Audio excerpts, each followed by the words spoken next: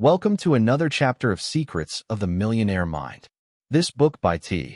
Harv Eker reveals the mindset and habits that separate the rich from the poor. In this video, we'll break down powerful lessons that will help you build wealth and success. Let's get started. People are shocked at the beginning of my seminars when one of the first things I tell them is, don't believe a word I say.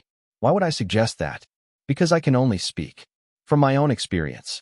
None of the concepts and insights I share are inherently true or false, right or wrong.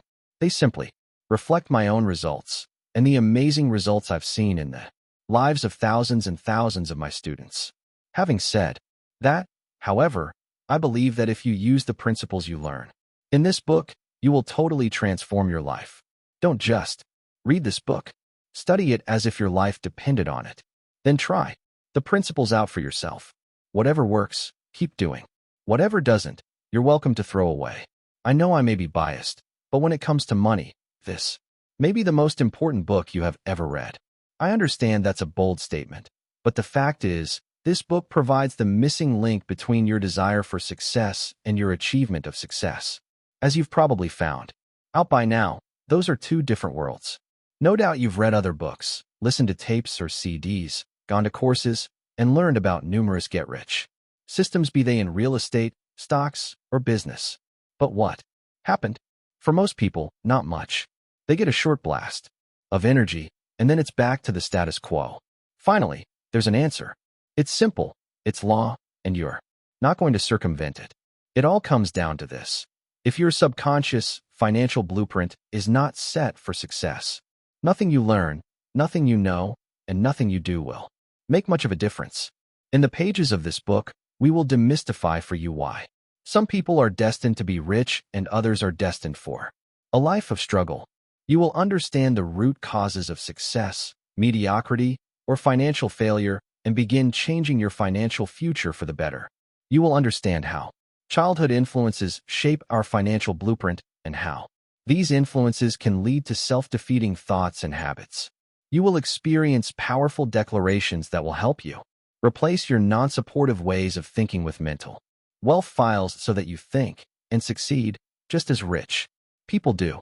You will also learn practical, step-by-step strategies for increasing your income and building wealth. In part 1 of this book, we will explain how each of us is conditioned to think and act when it comes to money and outline 4 key strategies for revising our mental money blueprint. In part 2, we examine the differences between how rich, middle class, and poor people think and provide 17 attitudes and actions to take that will lead to permanent changes in your financial life. Throughout the book, we also share just a few examples of the thousands of letters and emails I've received from students who have attended the Millionaire Mind Intensive Seminar and achieved powerful results in their lives. So what is my experience? Where am I coming from? Was I always successful? I wish. Like many of you, I supposedly had a lot of potential but had little to show for it. I read all the books, listened to all the tapes, and went to all the seminars. I really wanted to be successful. I don't know whether it was for the money, the freedom, the sense of achievement, or just to prove I was good enough in my parents' eyes, but I was almost obsessed with becoming a success. During my 20s, I started several different businesses, each with the dream of making my fortune, but my results went from dismal to worse. I worked my butt off, but kept coming up short. I had Loch Ness Monster disease. I had heard of this thing called profit. I just never saw any of it.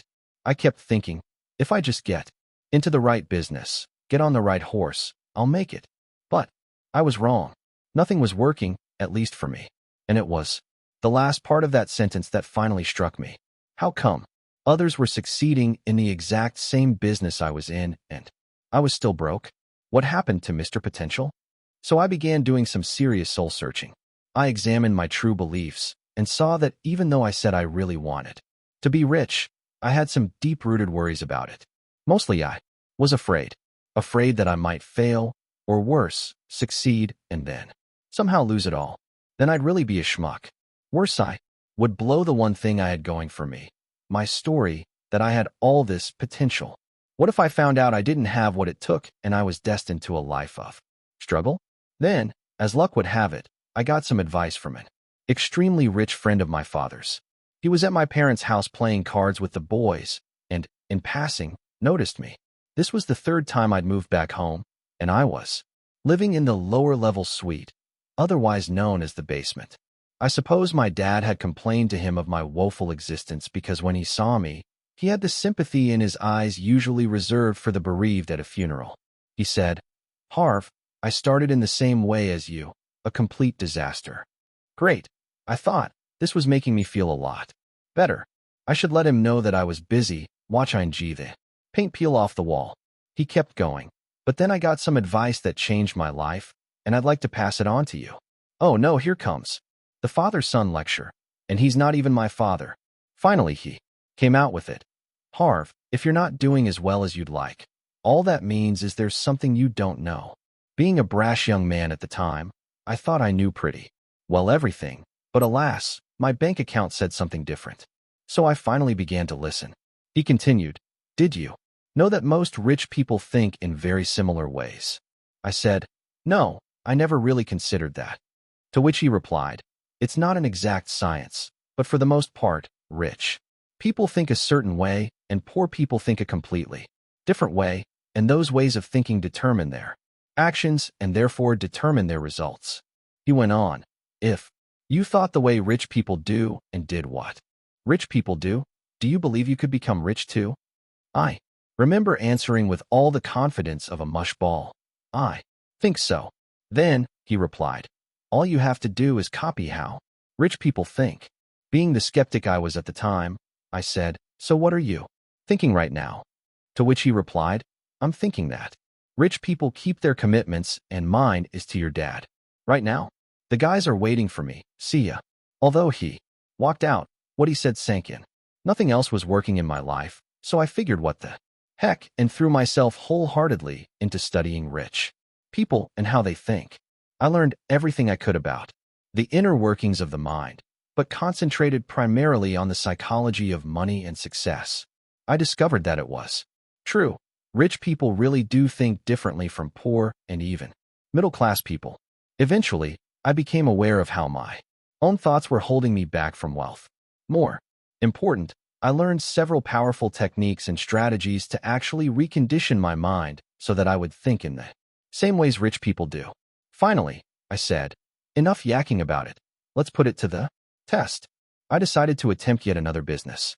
Because I was really into health and exercise, I opened one of the first retail fitness stores in North America. I didn't have any money, so I had to borrow $2,000 on my Visa card to get the business started. I began using what I'd learned by modeling rich people, both in terms of their business strategies and their thinking strategies. The first thing I did was commit to my success and playing to win.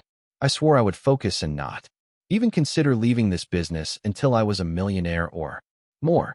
This was radically different from my previous efforts, where, because I always thought short-term, I would constantly get sidetracked by either good opportunities or when things got tough. I also began challenging my mental approach whenever I began thinking in financially negative or counterproductive ways. In the past, I believed that what my mind said was truth. I learned that in many ways, my mind was my biggest obstacle to success.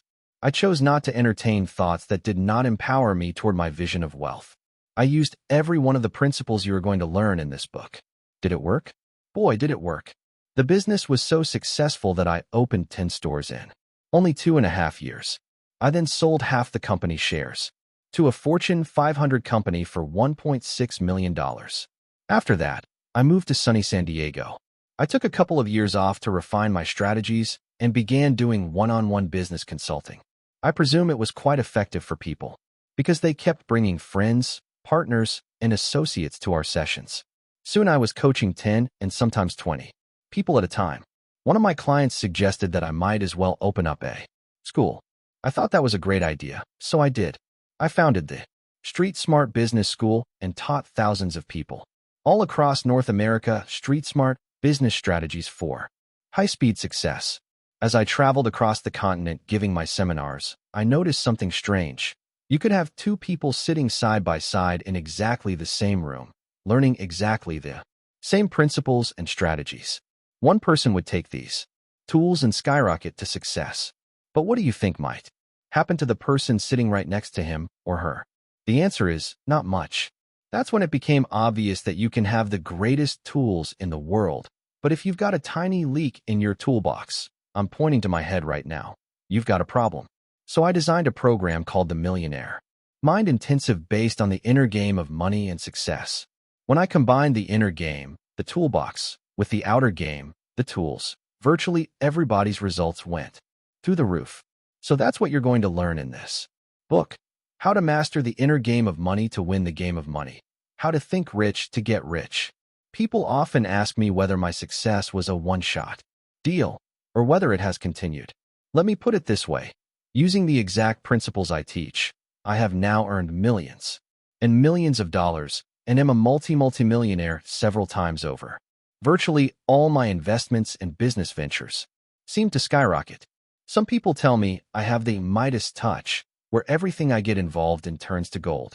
They're right, but what they may not realize is that having a Midas touch is simply another way of saying having a financial blueprint set for success, which is exactly what you will have once you learn these principles and do this work.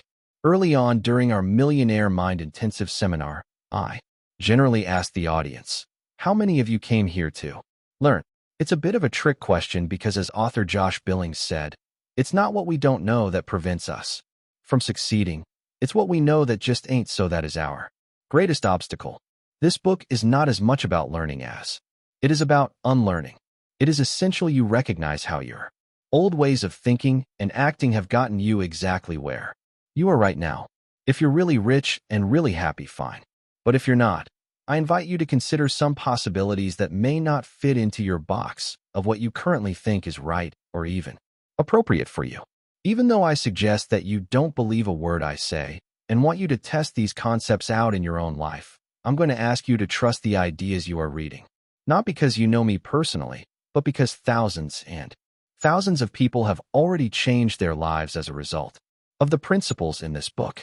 Speaking of trust, it reminds me of one of my favorite stories. It's about a man who is walking along a cliff and all of a sudden loses his balance, slips, and falls off. Fortunately, he has the presence of mind to grab onto the ledge, and he's hanging there for dear life. He hangs and finally yells out, "Is there anybody up there who can help me?" There's no answer. He keeps calling and calling. "Is there anybody up there who can help me?" Finally, this big bellowing voice calls back, "This is God. I can help you. Just let go and trust." Next thing you hear, "Is there anybody else up there who can help me?" The lesson is simple. If you want to move to a higher level of life, you have to be willing to let go of some of your old ways of thinking and being and adopt new ones. The results will eventually speak for themselves. That's a wrap for this chapter. What was your biggest takeaway? Drop a comment below. If you're serious about transforming your financial future, be sure to subscribe and hit the notification bell. See you in the next video.